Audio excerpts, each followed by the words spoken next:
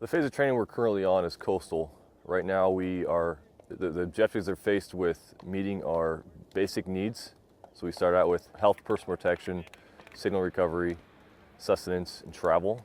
Right now they're expected to meet all their basic needs, and we'll also adapt that to meeting it in a combat environment. We'll practice different combat aspects of survival. The major challenges that students are faced with so far in training are pretty much adapting to the environment, learning what it does to your body, how to overcome any kind of challenges they might be faced with. On top of all of this, they're expected to relay this information to fellow aircrew. So we'll practice teaching, we'll practice living in a situation where they're not comfortable with and adapting to that situation. On coastal environment, the students have been sleeping typically on the beach.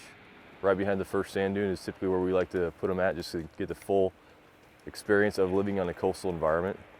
Right now, that's the hardest part about doing this situation here is they have a lot of sand to deal with. It gets into everything, all their equipment, all their gear, and it has a constant noise coming off the ocean that definitely is going to deal with it, will impact how they sleep at night.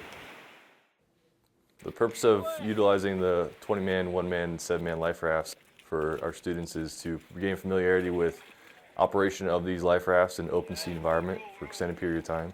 Also being familiar with the steps in order to secure a life raft and be able to practice and have actual experience with maintaining their life in these life rafts for a long period of time.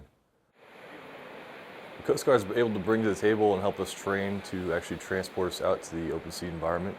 They are our safety for while we're out in the open ocean environment. They're able to simulate extreme rogue waves by creating waves around our life rafts with the actual boats themselves.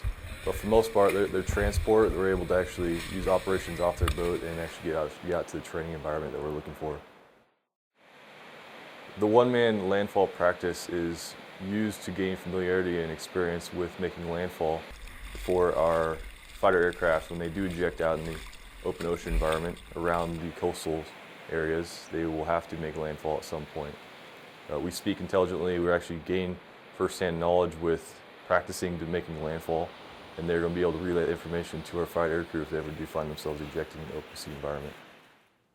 The students will take this training they learn here and they'll actually use it in their actual careers as Air Force SEER specialists. We have a few different opportunities for them to go down to Pensacola, Florida to use this information and pass it on to aircrew down there. We also have in situations where you might be that subject matter expert in a recovery rescue squadron, and you could use that information to pass it on to aircrew if they ever find themselves situated on the coastal environment, both combat and non-combat.